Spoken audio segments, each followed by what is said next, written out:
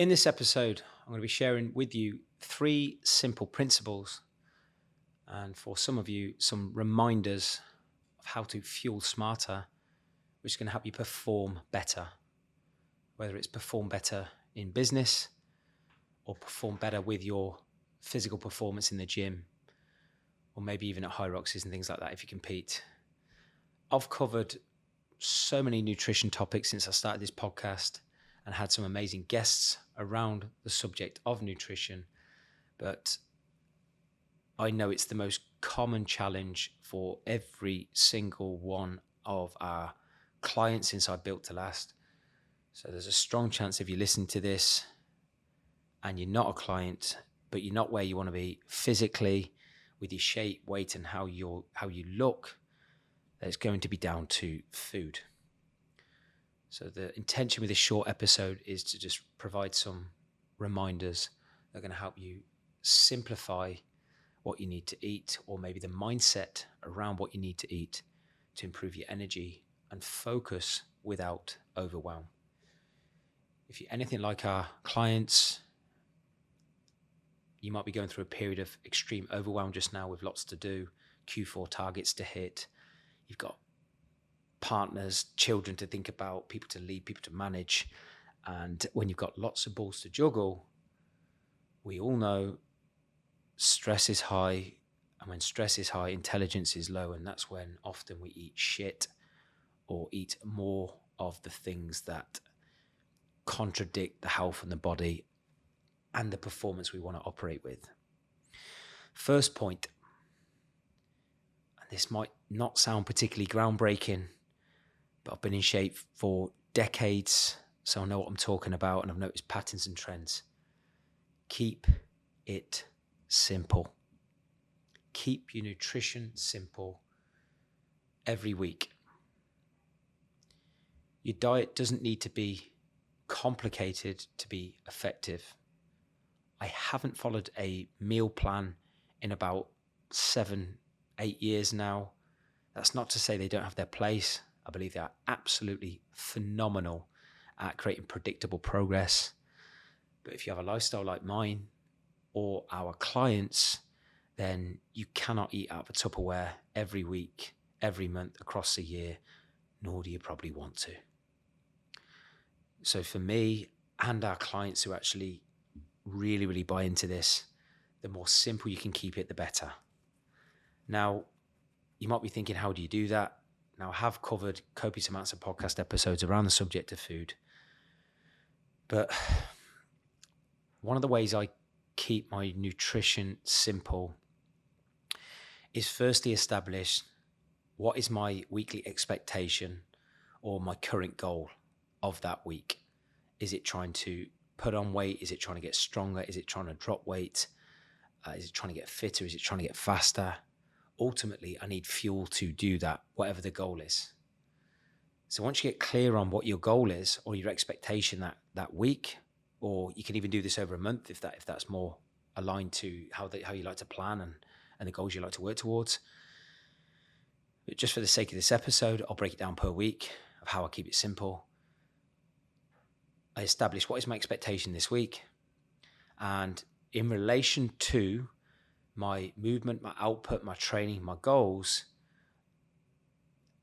how well do I need to eat? How much do I need to eat? And what challenges are going to get in the way of that?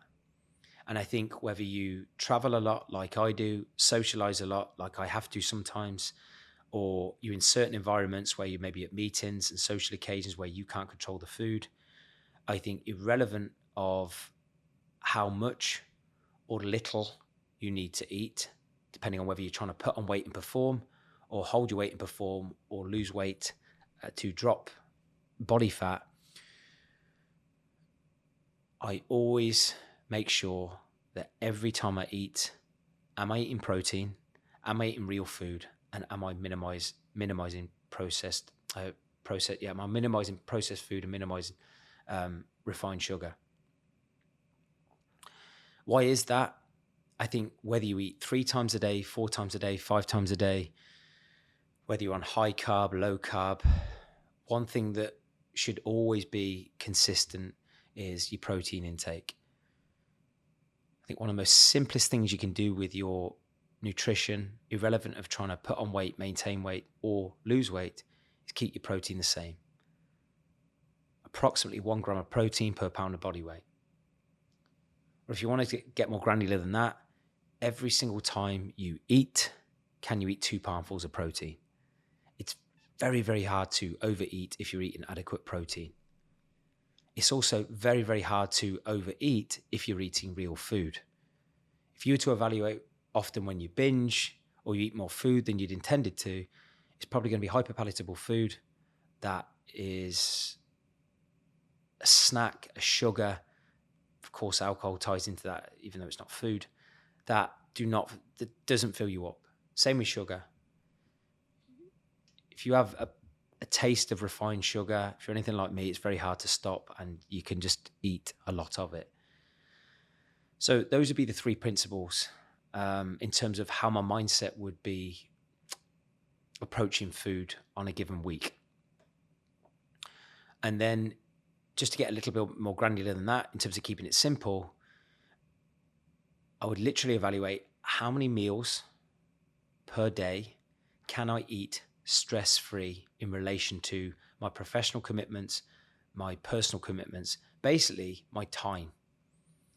And for me, for example, I have 2 solid meals and a shake.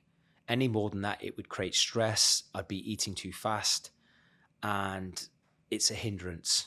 It doesn't or wouldn't complement my lifestyle.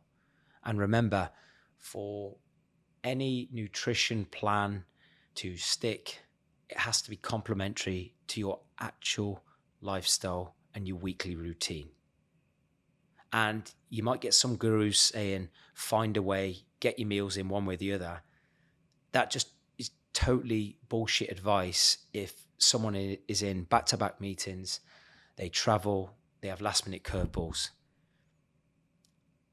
But from my experience, having coached so many people, you should and likely would have on a week-to-week basis an idea of how many times you can consume nutrition and calories stress-free. For many business owners and entrepreneurs we coach, it's 3 times a day. 3 times a day. And I would just break it down logically. Every time I eat, can I eat 2 poundfuls of protein, or in many male cases, 50 grams of protein per meal minimum, which is 150. You can maybe do 60 or 70 in a couple of meals. And then I make sure when I look down at my plate or whatever I'm eating from, that I've got real food and it's got no refined sugar or very minimal if I'm eating on the go. The second one is to stay proactive. Don't wait until you are tired. Try and forward plan at the start of your week when you might be tired or anticipate stress or high pressure in your week, because most people go to shit with their food when they're stressed, they're tired, they're overwhelmed. All of these create an emotional feeling, which then creates a reaction that you do or a decision that you make when it comes to your food. So if you know you have certain periods of your week where you feel tired, you feel stressed, you feel overwhelmed, how can you anticipate that feeling and make sure that you don't have shit in the form of poor nutrition that totally self-sabotages your goal and your performance? Because remember, everything you put in your mouth has an influence, positive or negative, on your performance. Everything you put in your mouth has an energy charge which is going to be beneficial or is going to drain you. It's going to help how you train, encourage you to move more, create mental sharpness, or the opposite. So stay proactive. I can almost guarantee if you're in a business and you like your numbers, you are proactive with your numbers and measuring and anticipating market changes and budgeting, things like this. Do the same with your food. Thirdly, this is more mindset for me. Look at your nutrition as something that you can optimize for your performance. So rather than thinking, I need to diet, what do I need to eat or not eat to look a certain way? How can you shift the mindset from lose or deprivation or calorie restriction to what do I need to eat to perform well? What do I need to eat to perform well? It's going to change your emotional relationship with nutrition if you can look at it as something that contributes towards high performance in business, high performance in the gym, and just performance in life in general. It really makes that much difference. But the words we say and the language we say around food plays a massive influence on the habits that we do or don't do when it comes to food. If we are consistently saying we have to diet, I've got to eat that, I hate eating that, whatever it is, we're more likely to not eat the food aligned to our goals. Because why is it some people have the same goals, follow through with their food, and then other people don't? Of course, there are, internal drivers and people having a bigger why and discipline and all this stuff. But I generally think, having worked with so many people the last couple of decades, if we can look at nutrition as a positive to perform or to enhance performance and performing our way into shape, it's a much more pleasurable relationship we're going to have with food.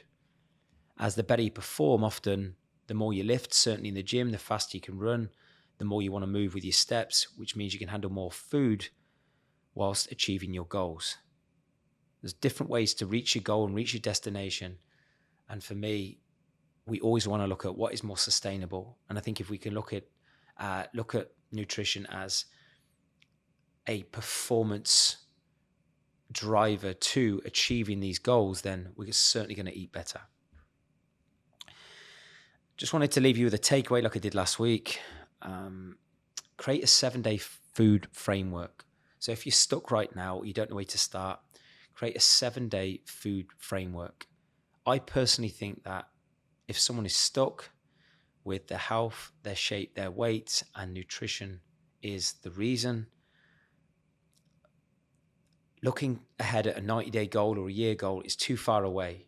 You need to create momentum over a 7-day period. Try and win and be consistent for 7 consistent days. Set an expectation for 7 days. 7 consistent days of eating well in relation to a clear performance goal, or maybe even professional goal that nutrition would help, or the better nutrition you eat would help you achieve. But just create a 7-day food framework that can fit into, your current schedule. And I think if I go back to the first point that I said at the start, keep it simple. Keep it simple. High protein, real food, minimize added sugar. How many times a day can you eat stress-free over the next 7 days? And what challenges do you anticipate? Honestly, guys, keep it that simple. We've got one of our clients, Luke Bland, who is a perfect advocate of that. This is a man who's gone from being out of shape to transforming to falling backwards because he didn't change his environment, to now being the pinnacle of peak performance inside Built to Last. He's smashing high roxes. He's got emotional consistency and control with his food, but it's because he creates predictability with his week-to-week framework. 80% of his week, he'll be eating very similar foods because he doesn't want to have to think or waste bandwidth with what he's eating. But he'll apply those principles that I've shared today. And it's no coincidence he's not wasting bandwidth or having too many decisions to think about when it comes to food. And by default, he's in fantastic shape, he's full of energy, and he's never been faster or stronger in pursuit of his high rocks goals. As always, I would love your feedback. If you're a consistent listener of this show, if there's anything I've not covered yet, or you feel I haven't covered yet, or anything I've spoke about, you'd love for me to go into deeper context, please don't hesitate to reach out, drop me a message. If there's a guest you'd love on that I've not brought on yet, then again, I will do my very best to bring that person on. But remember, the better you eat, the better you feel. And everything you eat is an investment in the person you're trying to become and the level of performance that you want to execute. Thank you so much for listening, and I'll see you next time.